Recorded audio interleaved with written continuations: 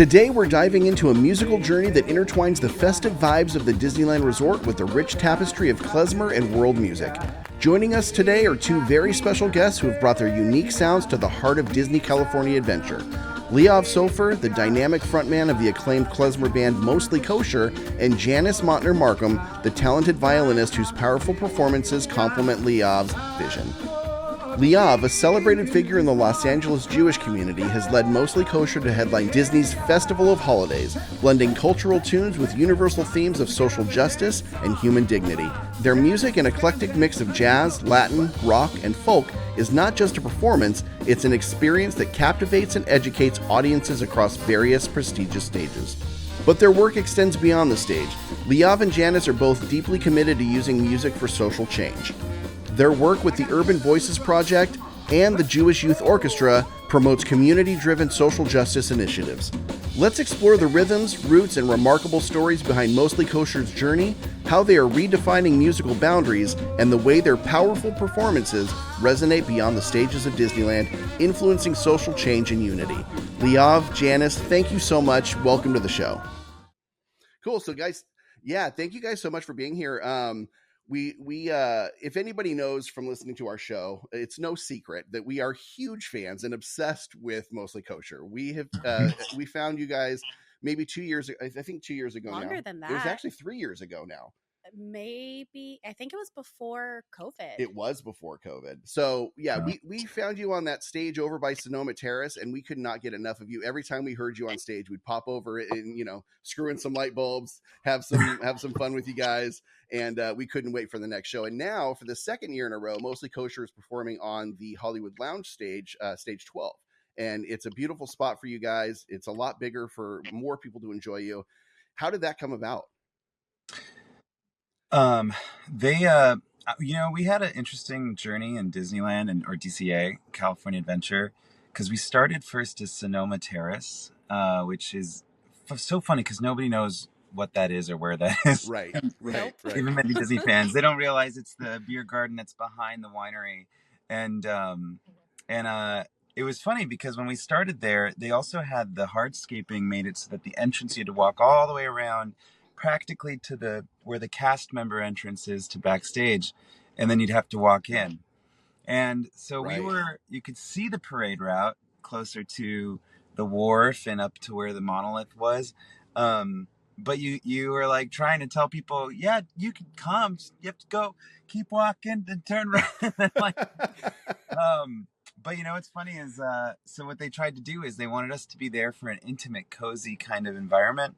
And then they threw us at the World of Color stage for like our last two shows. And that's how we did our very first year, which would be 8 years ago now.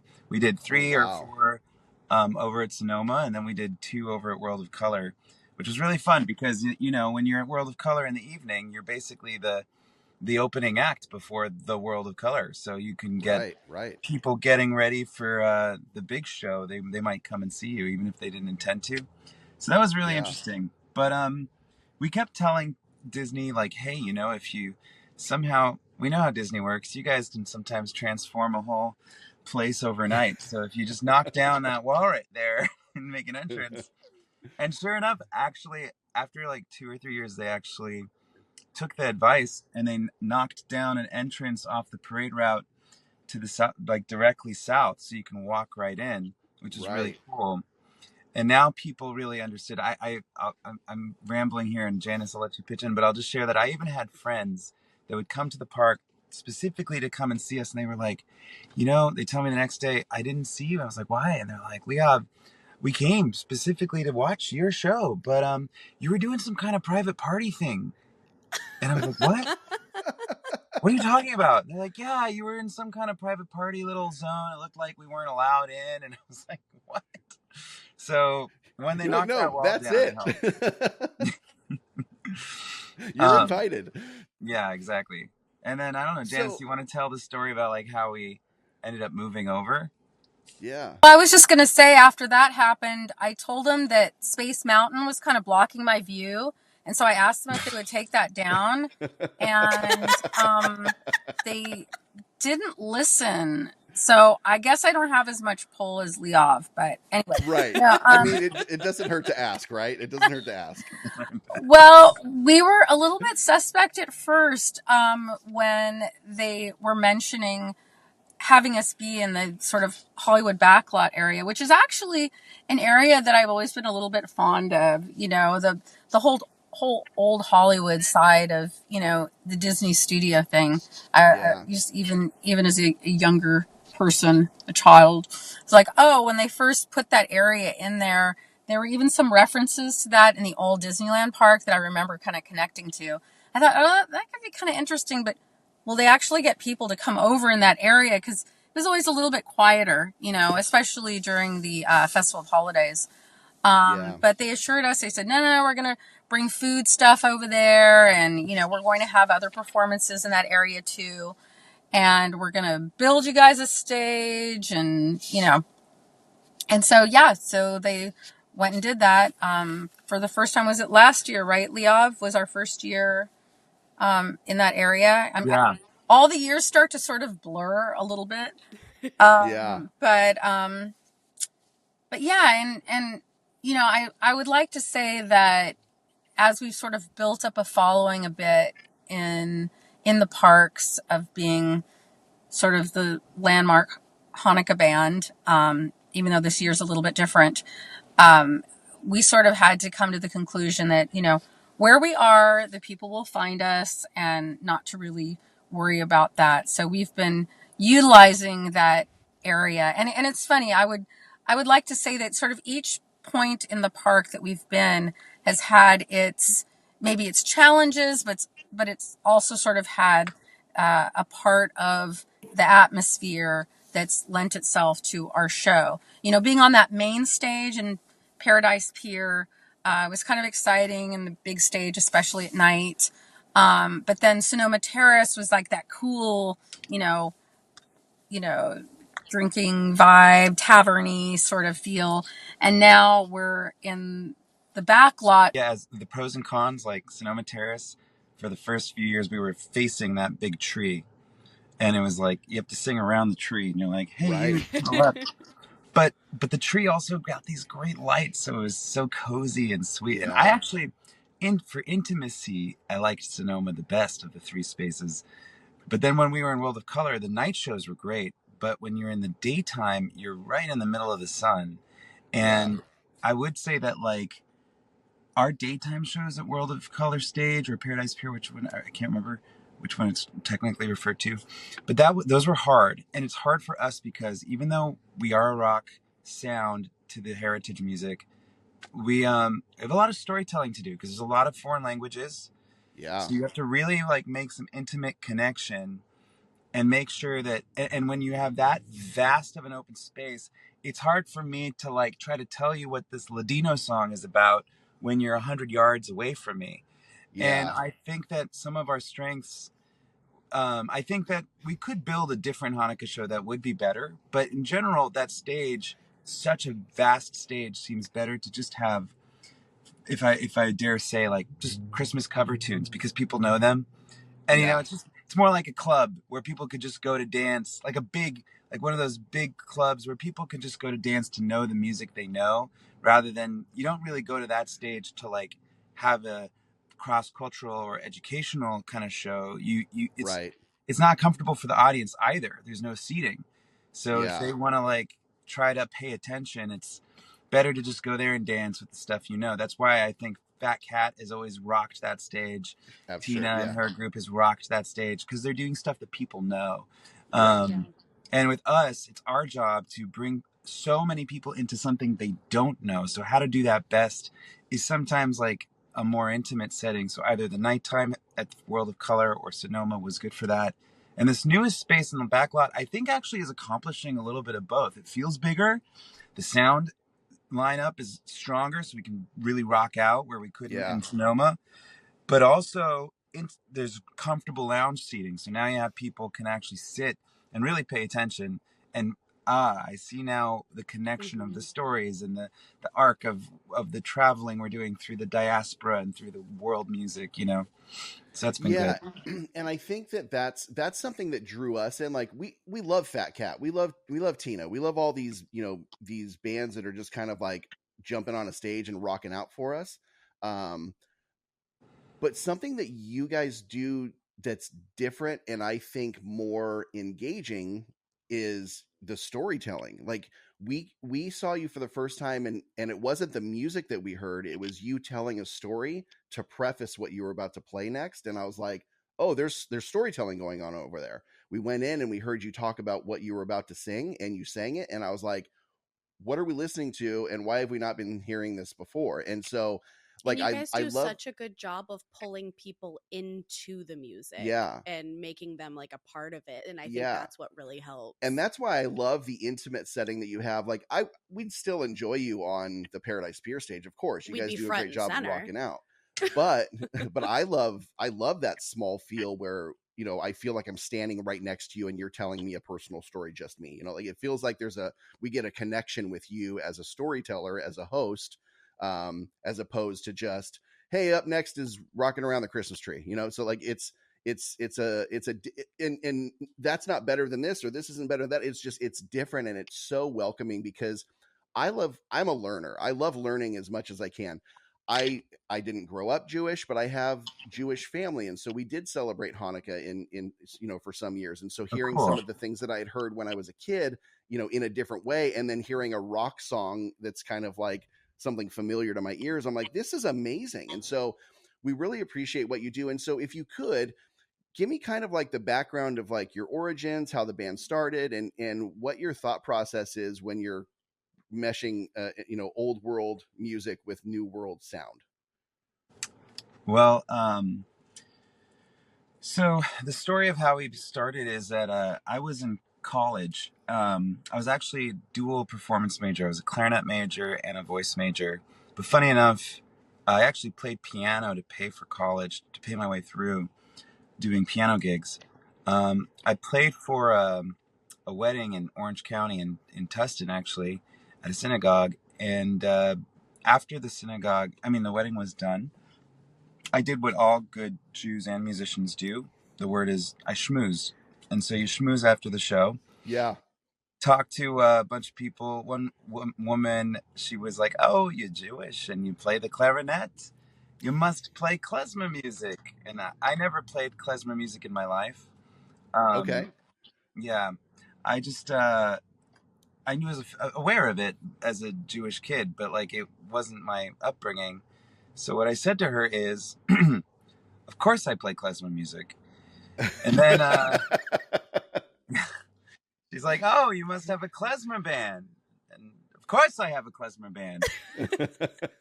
So she's like, "Perfect. I'm Beverly Singer. I'm head of the sisterhood here at the synagogue, and we have a big gala every year, and we want your band to play." Oh. And I went, "Oh, great." Yeah. And I jumped in the car and I started calling all of my like Jewish university music department friends. And there was like two of them, so I had to run out of them pretty quickly. Then I started calling the non-Jewish friends, the music friends. "Hey, you want to be in my klezmer band? What's klezmer? We're gonna find out together." And but when you're in university, you study music, right? So for us, it was the fun challenge of just like preparing for. It felt like you're taking a class or you're preparing for your recital. So we just all dove in. I met Janice actually not through my university, but through my one of the synagogues I was playing at that was connected to my family, and she was playing for their services, and I would play for services as a gigging musician, and I invited her because I didn't know many of the violinists in school, and she brought her bass players. So to this day, Janice and Adam, who's our Janice here and Adam's our bassist for this 11, 12 years, they were coming to the university to rehearse with us, and it was pretty funny. And the rest of us were all Cal State Long Beach kids. And then as we grew with the Jews and non-Jews, we're like, okay, well, we're not fully kosher as a band, so I guess we're mostly kosher. Okay, that's amazing. it's a great name. I Like, love it's so that. catchy. Like, we heard it the first time. We're like, I'll never forget that. That's amazing. Yeah, I it's a mean, great name. it fits also because the music's all, we love to take like heritage folk traditional tunes and then completely screw with them. And like, Yeah, yeah. in fact, what you guys don't even know is like one of our songs in the Hanukkah show, the one that we do that's got a Balkan beat to it. And it always features the clarinet or the trombone solo in the middle. That Yeah. one's like high energy. And everybody's always like starts dancing. Nobody knows that the original melody of that song is actually a very slow lullaby. Oh, really? It's supposed to go Baruch ateh zing de tate. And then instead we completely effed with it, excuse my language, and just like, so that's like kind of our MO is either we take a song and we can do a complete new arrangement, a completely different experience of a song, or we'll take a song, we'll quote a part of it and write new material to go with it as like a new kind of interpretation or mashup. And it's how we keep the culture alive, but then put our stamp on it. That's amazing. And one other thing that you do very well is it seems like you have multiple versions of your band. And so, one day we'll get a clarinetist, one day we'll get a trombonist, or one day it seems like there's a violin, and sometimes so it's like how does that work? Like how do you put these pieces together to where it accommodates whatever band members are playing that day? Well, it's so interesting because we were a band since 2013, 2012. We were a band since 2012, but in 2016 is when Disney approached us and saying, hey, this is our second year doing festival holidays. We want a Hanukkah show. We've been scouting bands across the country to see who would be a good fit. We think that you guys are great for, laying the drawbridge down and doing that cross-cultural connection, letting people in no matter their background. And your guys are high energy. We think you'd be good for like theme park show energy. So I talked to her and she's like, can you do 62 dates? And I'm like, I cannot do 62 dates in a row. She's like, we're well aware you would have to hire other bandmates, other versions of the band. Understudies. You'd have to go from a band of 7 or 6 to 4 bands of 6 and go through cast 1, cast 2, cast 3. And I think with, in the past, Janice and I would sub out drummers and bassists if we had to. It's different when it's an instrumentalist, but when the front person has to sub themselves out, that was a very unique moment of me having to decide, am I going to be the face of Mostly Kosher exclusively? Like truly make sure that I protect the brand. And Janice also, Janice and I go back all the time because she runs the band with me and she's well aware as a violinist, sometimes you're just not as at the front as a singer is. And we've seen bands across the world that might be a drummer band leader, even though the singer is at the front, or something like that. But it's been a dynamic to be like, the singer has to put their ego aside that they might not be the singer of your own band when you go and say yes to this contract. And I had like ego, emotional, a roller coaster up and down. And I was proud. That's crazy. Who wouldn't? That's crazy. Yeah. And we auditioned people and I remember the very first time we finally mounted the show up at Disney and we were at the overnight and we worked so hard to get these other singers to be doing the show. And we were kind of constantly talking about, are they trying to be Leeav or they're doing their version of the Mostly Kosher show? And we really tried to lean more towards the latter. It's like, nobody should be copying anybody, but but the songs were I wrote the songs for me originally and things like that. But I remember we were at the rehearsal, the tech rehearsal, and I saw it all up and I'm sitting there in the director's chair watching another singer do this show that's supposed to be for my voice. And I started sobbing. I started crying. I was just really emotional. And it was almost bittersweet, but mostly it was sweet because I just thought, it's an incredibly humbling thing to know that you're going beyond yourself to make sure that this cultural heritage music is going to get across to a large population of so many people. Plus, at the same time, I felt honored. I realized someone else learning my show honors me, doesn't compete with me. It honors the legacy of the work I've done as the front man, and Yeah. so I mean You have me I know tearing up a Janice. little bit over here. Yeah, That's beautiful. it's still emotional sometimes, and I can't say enough how it changed me as a person to have to put my ego on the shelf a little bit, and it also, I mean, it kind of made like long lasting changes. I could have been more that person who's seeking fame and seeking, I mean, who can get famous with the Klezmer band? God knows who. But like, If anybody, I you really had can. to. But it's true. It's like you had to say, like, this might be a trajectory, not just a choice today, but this might be a trajectory in the long term. And it kind of has defined me. I'm now more of an artist that is a collaborative artist or a community focused artist rather than an artist that's just trying to make it and be famous. And it's defined my last decade of work. That's amazing. And it's also a different thing to kind of piggyback on that really quickly. it's it's also kind of an amazing thing to, yes, to be in it, to be on the stage. It's just the energy and it's so much fun. But then it is a really different experience to step out of it and watch it going on and being like, oh my gosh, for myself, I had a part in, creating that I'm watching, that I'm experiencing. Yeah. So it's sort of part creator and part audience member, and it's very fulfilling. That's so great. That is so amazing. And I know that some of your music touches on themes of like social justice and human dignity, and that's something that we really believe in on our end. Why are these themes so important to you? Why do they influence your music, and how do you convey them in a you know multicultural group of people at Disneyland? Well, I think first of all, just start from a place where there's work that we do outside of the park that is very meaningful to us. That's community driven. Leeav is a founder and leads an incredible project, Urban Voices project, that brings people together that are in underserved communities and have experienced life challenges, homelessness, etc. And it's just an incredible thing to be a part of.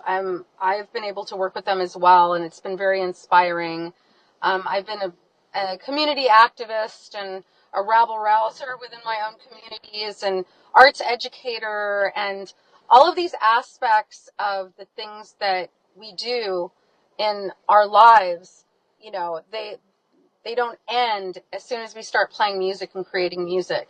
If anything, we find ways to further the work that we do in our communities through the music that we can create.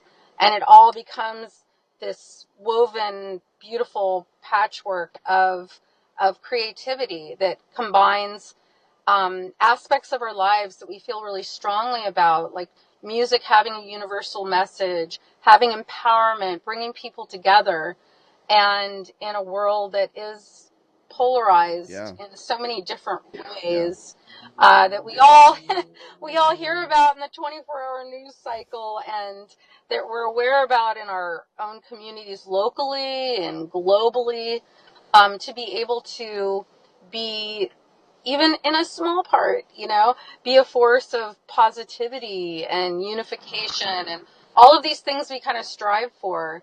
It's humbling. It's also very gratifying at the end of the day. And it feels like we can do something to make a difference. And I would say that can come in a way of being emotional during a song, or being able to communicate something that people can relate to, and people give that back to us also.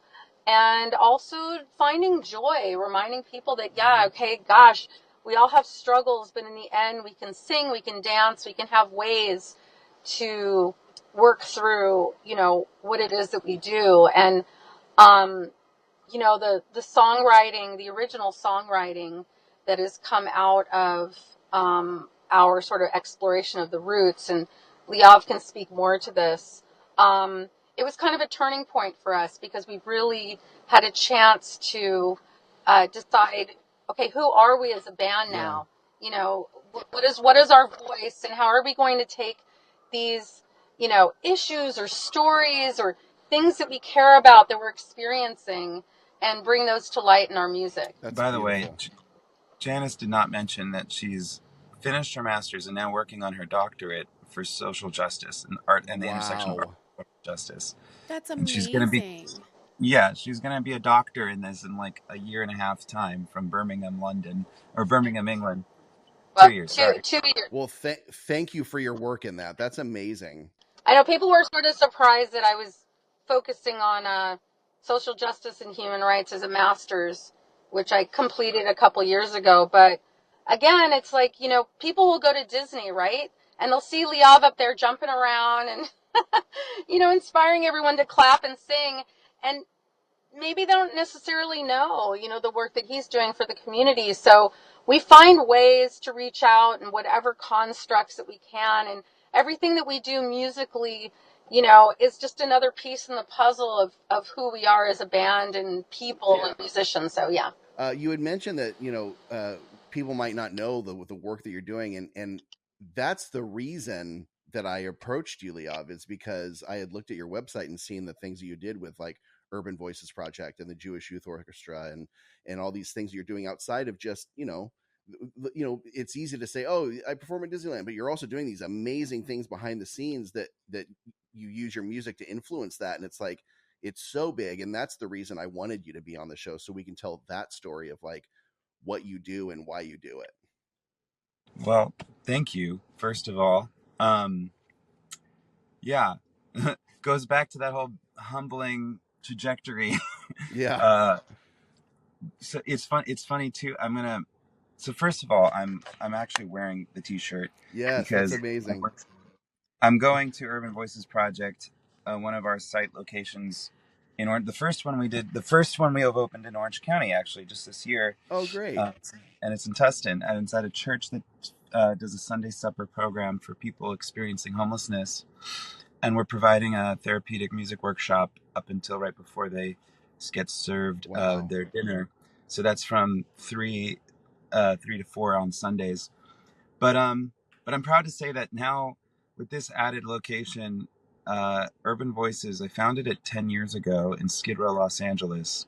And it started as a community choir of people that were Skid Row residents, whether they were in tents or temporary housing or the rescue missions and shelters. I just kept showing up every week to see if people could find healing in singing. But we found that beyond just the feel goods and the good feels of singing, it was starting to be effective in so many ways. I mean, first, yes, it did heal the individual. The individual now, after feeling like a number in a broken machine, Yeah. falling through cracks, through canyon-sized cracks of our system, as far as a welfare system or a service system of how social system of supporting people, especially when they go through mental health or, I mean, healthcare challenges, housing so expensive, as we all know, etc. I can list the things, but we found that these programs were allowing people to find purpose again, find their voice again. In fact, everything that has to do with someone going through an unhoused experience is about what's wrong with you. Think about it, like healthcare, if they're going to be needing Medi-Cal or Medicare, it's about something that you don't have. You have a gap in your health, so let's take care of your health. Okay, housing, you don't have a place to live, so let's put you in a shelter, or let's fix this problem. Okay, you need employment because you're not working in the system, so let's fix this problem about you. Everything about being unhoused is about being a broken individual. You Right. don't fit our system. You are broken. But the coolest thing about arts and music is from the very moment you interact with it, it doesn't see you as broken. It sees you as someone that's already complete, already fully human, already fully intact with integrity and dignity. Because it's whether you think you're an artist or not, whether you're a professional singer or a professional shower singer, you have innately a voice, creativity, artistry. You have something that speaks to your soul. You have expression. And that is all you need to sing. And some people are like, oh, I can't sing. And then I always say, like, when you were 4 years old, did you ever say those lines, oh, I can't sing? Right. Right. And as a 4-year-old version of Sean, you probably sang the loudest you've ever sung in your life, joyfully. Yeah. So we found that Urban Voices Project and arts in general was no longer telling people that they're broken while they're at the lowest of their lows, but instead that they are human, even in this moment of the lowest of their low. And thus it helped them become their own advocate. And all of a sudden, you start seeing them hold other people in space and being a support and an advocate for their fellow singer in the circle. If they've started coming for a few weeks and they're starting to find purpose, then they, hey, oh, you lost your ID? I know how to do it because I've been there. So let me go with you tomorrow morning to the courthouse. And all of a sudden they become peer advocates. And then finally, the choir is still performing. And so when we do performances, we become outreach advocates and just advocates for homelessness awareness, for how arts and health are integrated, and the neighborhood of Skid Row for what is a pretty marginalized neighborhood geopolitically. Yeah, absolutely. And yeah, now we've got different workshops every day of the week. We have multiple faculty, and we've grown into a nonprofit that, if any of your listeners want to know where to give their end of year giving, yes, Urban Voices Project, they can make a donation. But we continue this work no matter what, and try to continue to show how arts, it's a holistic approach to ending the homelessness crisis. And even if homelessness goes away one day, it will be a part of public health, we hope, that people understand that it is integral into our mental health and a healthy social structure.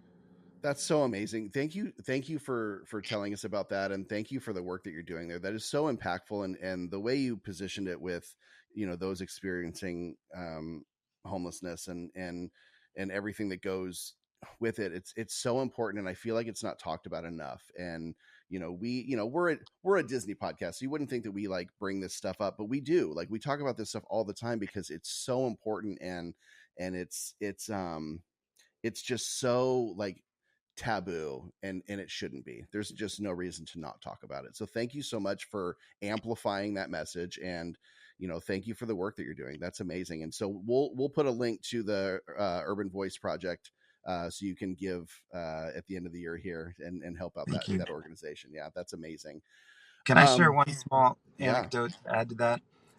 This is more insider stuff, and I don't think I've said this publicly on any kind of interview before, but starting Urban Voices Project in 2014, the band had been around for 2-3 years. And this is fairly vulnerable, what I'm going to share, but there was a trying moment in the history of Mostly Kosher, because Mostly Kosher has been around longer, that when I got, quote unquote, the calling or whatever, I started Urban Voices Project, there was a moment of friends and family and colleagues and teachers asking, well, which one are you going to choose if you want to really pursue something?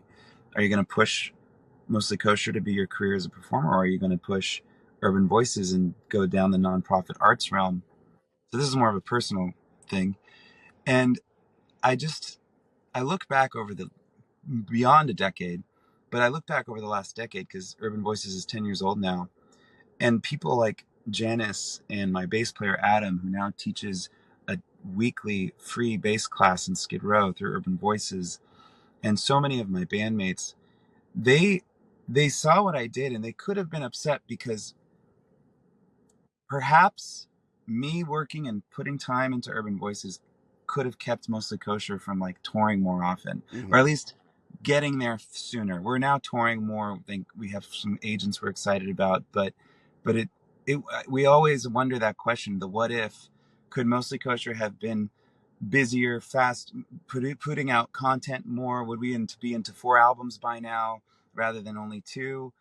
It's not clear, but instead of ever holding that over my head, that starting this other nonprofit might have affected the way that even Mostly Kosher's trajectory works, they all leaned in, they all Yeah. actually started showing up to Urban Voices. Janice has told me every year, she's like, that I'm playing for all the holiday concerts you guys do. Like, you don't, like, I'm your violinist. How dare you ever think I won't be there? Like, Yeah. and same with my bassist and my drummer and all the bandmates have really shown up to this work instead of seeing it as competing. And there's been deep conversations about it. Like there's been a lot of tough conversations to talk about how these things have gone side by side, but they also affect each other because they're part of my life. And as a band leader for one and artistic director for the other. So I just, And we all have our own, places to pull from, and we all support you, and we know how important this work is. Yeah. And as being one of the old people in the band, I've had my nonprofit since 1991. What were you, a year old, Leeav? I think when I started my nonprofit. I was So one. yeah. And why weren't you there? Why didn't you show up? No, I'm kidding. But I mean, I've been doing arts education, in underserved areas of Los Angeles. I have a Spanish immersion camp I've been doing for 13 years. And so I know what it takes to, keep a nonprofit going and to keep putting yourself out there as a performer and juggle all of the different things that that you do in life. So I, to have Leeav as a colleague and a friend and an artistic collaborator and someone who I understand very well when you have these different forces. They don't have to be competing. They can just be, they can feed each other. And as long as there's good communication, it can really enhance your work as an artist and activist and learning from all of the different people in your realms, That's awesome. That's beautiful. Thank you so much for bringing these things up. When we originally started thinking about this, we're like, oh, let's get that band on this show, and then we looked into you, and it was like, oh, now we need to get this organization that is helping the community on the show. And so that's so cool to hear, kind of like the formation and what you're doing.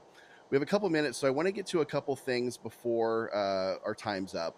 One of those things is, from a selfish standpoint, I have a beautiful daughter on the call here. Kenzie is, as we've told our audience, she's a musical theater junkie. She's at a performing arts school right now, and she had a question for you as it relates to music. Hi. So I was just saying, sorry, I can hear an echo in my headphones. You can pull it back. Okay. Yeah. Can I just take Yeah, them off? you're good. Okay. Yeah. Sorry. I was just wondering, like, as a singer, like, how do you prepare, like, best prepare for a show?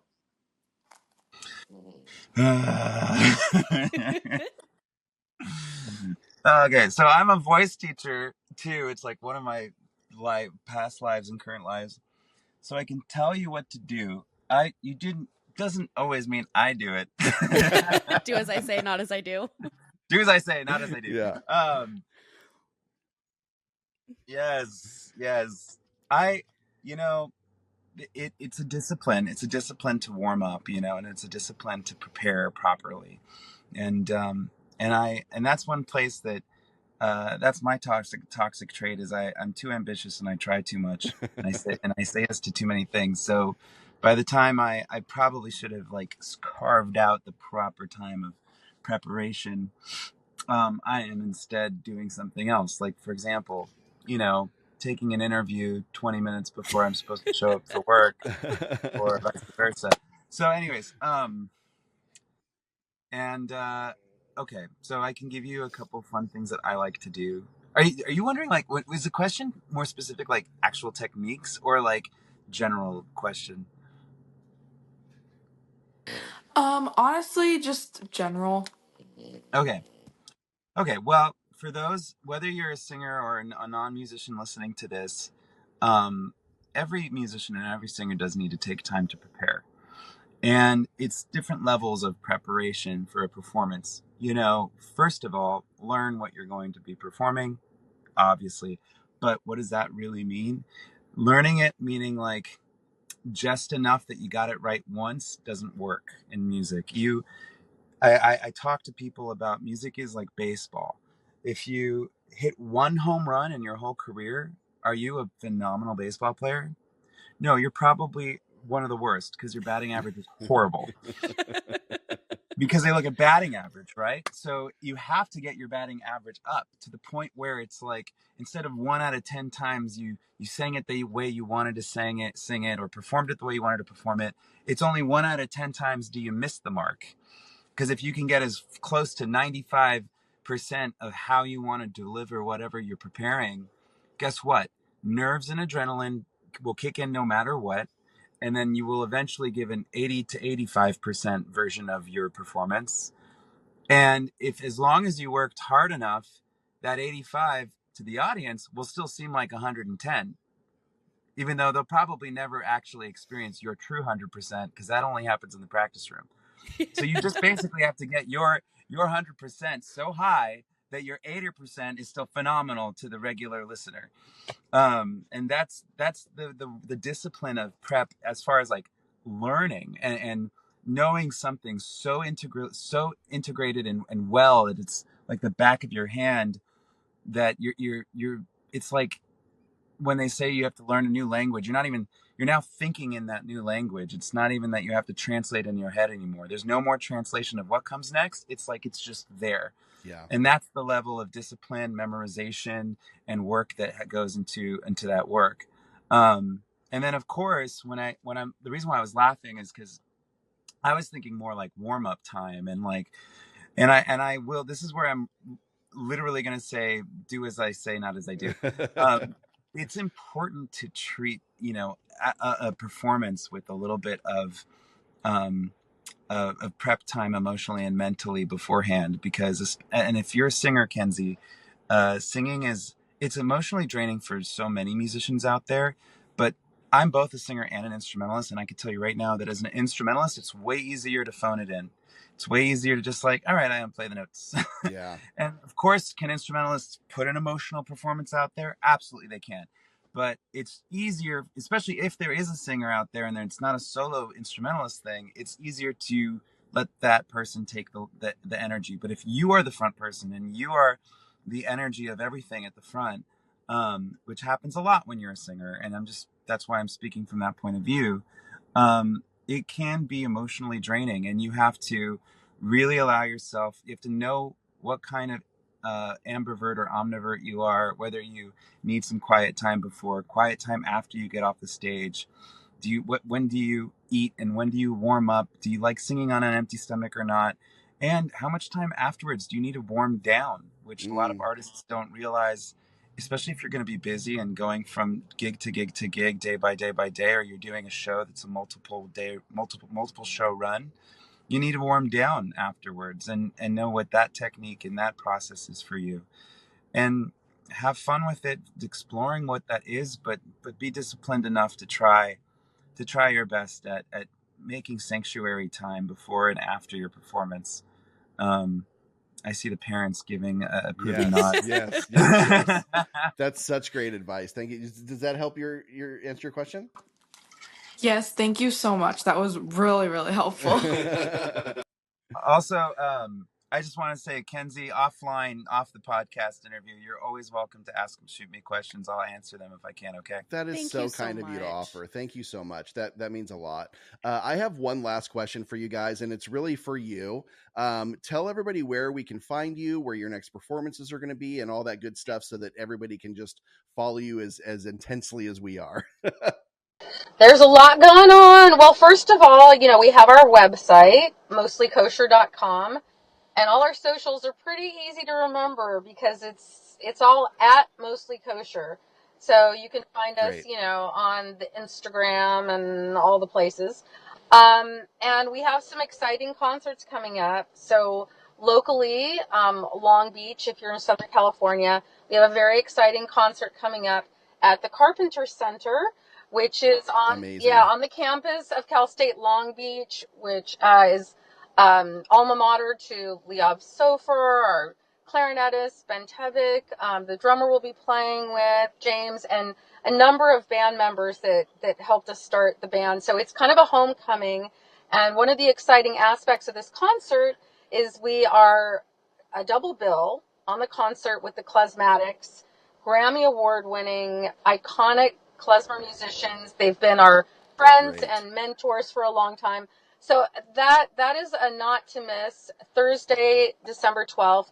We will also be at the Skirball Cultural Center on the 15th for a Hanukkah Family Festival. It's an all-day thing. We're the headliners. We look forward to being at our home away from home. We also have What a beautiful location too. Yeah. Skirball is so beautiful. Oh my Yeah. gosh. yeah, so very excited to return there. They're amazing. Any Northern Californians that might be listening in, on the 23rd of December, we will be at the gorgeous Bankhead Theater in Livermore, California. Wow. Those are our main December concerts. We have some exciting stuff coming up in the new year too. And can I just mention one more thing too? Just Yes. because All of it. Yes. wait, okay, well, today actually we have the release of a tune, an album that's coming out by the Klezmatics. It's a Hanukkah album, and along with one other band called Fugu Dugu, a really fun band, we were asked to partake in this album, and so we recorded a version of Woody Guthrie tune called Hanukkah Dance, and that is out Fun. on all the platforms, as they say. And Yeah. I don't know, anything else I'm missing, Leeav, with my Mostly Kosher commercial? I think not, other than our next Disney dates are the 28th at the end of December. The 1st and 2nd, you'll have the incredible Raymond Zachary and Stephanie Meyer leading the band those 2 days. I think Raymond's on the 1st and Stephanie's on the 2nd. Yep. And then Great. I'll be back leading the band for the last 2 Disney days of the Festival of Holidays on January 5th and 6th. Amazing. Well, guys, thank you so much for taking the time. I know you guys are super busy, and this means a lot that you would come on and talk about, the inspiration behind what you do. And thank you for the work that you're doing in the community.